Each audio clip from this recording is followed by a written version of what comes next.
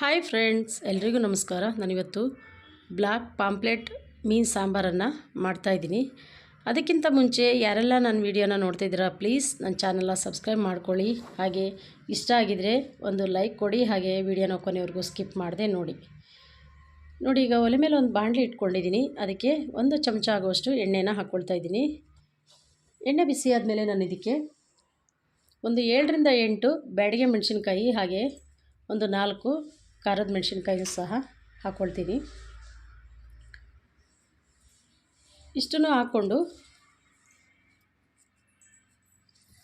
ಒಂದು 2 ನಿಮಿಷ ಹಾಗೆ ಎಲ್ಲ ಸಣ್ಣ ಉರಿಯಲ್ಲೇ ಹುರ್ಕೋಬೇಕು. ನೋಡಿ, ಇವಾಗೆಲ್ಲ ಹುರಿದಾಗಿದೆ. ಈಗ ನಾನು ಈ ಮೆಣಸಿನ್ಕಾಯಿನ ಇನ್ನೊಂದು ಪ್ಲೇಟಿಗೆ ಎತ್ತಿಟ್ಕೊಳ್ತೀನಿ. ಈಗ ಇದೇ ಬಾಣಲಿಗೆ 1 ಗೆಡ್ಡೆ ಈರುಳ್ಳಿನ ಚಿಕ್ಕ ಚಿಕ್ಕದಾಗಿ ಕಟ್ ಮಾಡಿ ಹಾಕ್ಕೊಳ್ತಾ ಇದ್ದೀನಿ. ಆ ಈರುಳ್ಳಿನೂ ಸಹ 1 ನಿಮಿಷ ಎಲ್ಲ ನೀಟಾಗಿ ಹುರ್ಕೋಬೇಕು. ಈ ಥರ ಮಸಾಲೆ ಹುರಿದು ಮಾಡೋದ್ರಿಂದ ಸಾಂಬಾರು ಟೇಸ್ಟು ತುಂಬಾ ಚೆನ್ನಾಗಿರುತ್ತೆ.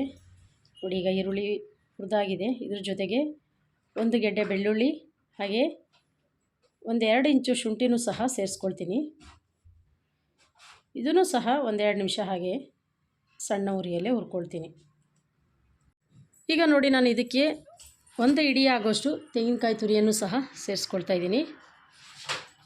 ಇದನ್ನು ಸಹ 1 ನಿಮಿಷ ಎಲ್ಲ ಚೆನ್ನಾಗಿ ಹುರ್ಕೋಬೇಕು.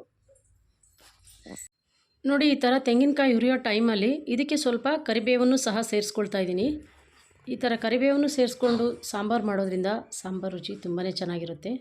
ಇದನ್ನು 1-2 ಸೆಕೆಂಡ್ ಹಾಗೆ ಈ ಥರ ಎಲ್ಲ ನೀಟಾಗಿ ಮಿಕ್ಸ್ ಮಾಡ್ಕೋಬೇಕು. ಈಗ ಈ ಮಸಾಲೆ ಎಲ್ಲ ಹುರಿದಾಗಿದೆ. ಈಗ ಈ ಹುರಿದಂಥ ಮಸಾಲೆನ ನಾನು ಇನ್ನೊಂದು ಪ್ಲೇಟಿಗೆ ಹಾಕ್ಕೊಂಡು ಒಂದು 10 ನಿಮಿಷ ತಣ್ಣಗಾಗಲಿಕ್ಕೆ ಬಿಡ್ತೀನಿ.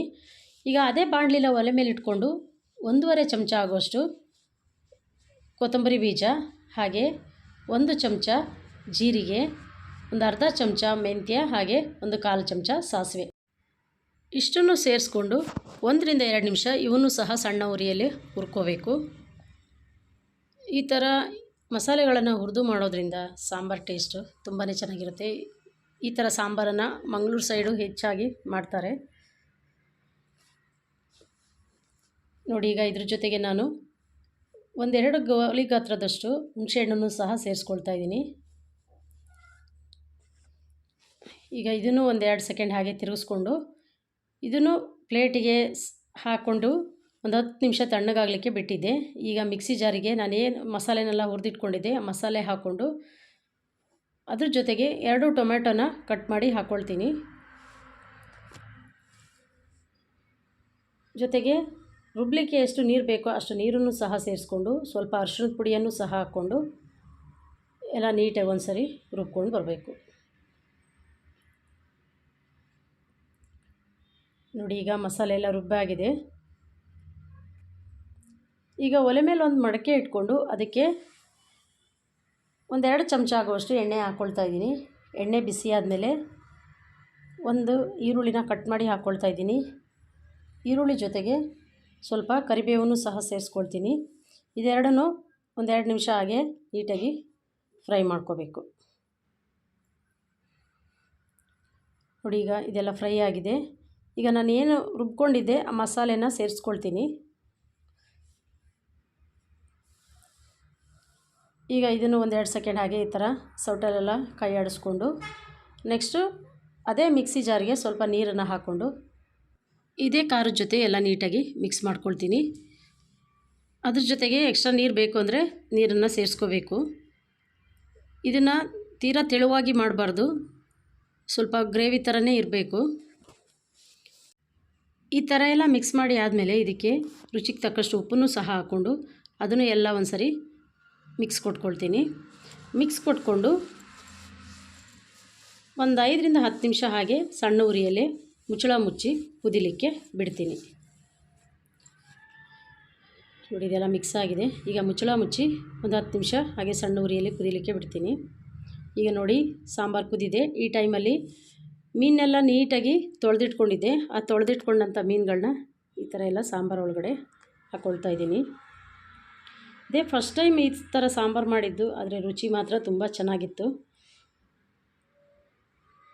ನಮ್ಮ ಬಯಲುಸೀಮೆಯಲ್ಲಿ ಸಾಮಾನ್ಯ ಈ ಥರದ ಮೀನುಗಳೆಲ್ಲ ಇರೋದೇ ಇಲ್ಲ.